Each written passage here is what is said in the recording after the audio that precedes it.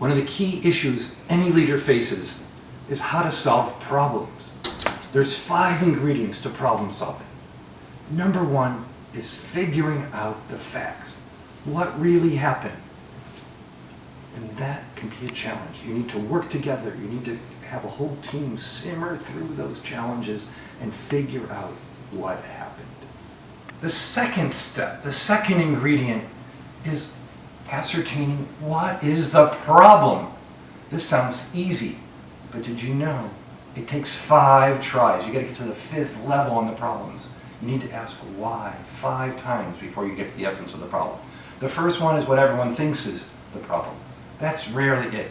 But ask, why is that the problem? If you do that 5 times, that last problem statement, that will tell you what you need to solve. The third ingredient of this recipe to problem solving is thinking about all the alternative solutions. There's always at least 3. Or the mushroom. That takes a brainstorming. You have to work with your team to say, what do you think might solve this problem? What do you think would solve this problem? Come up with 3 to 5 alternatives, because there's rarely one answer, and the first answer likely will not solve the core problem. Come up with 3 to 5 ingredients for this solution, and you'll find that your recipe will be much more successful. The 4th step, the 4th ingredient to the successful recipe, is figuring out the best solution. It may be something completely new. It may be a combination of the others. You need to figure this out together. Pick one, or a combination of others. The synergy of that will make your recipe and the food taste so much better.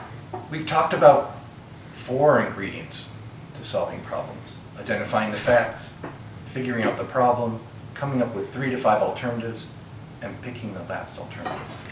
That all goes into this wonderful stew that we're making.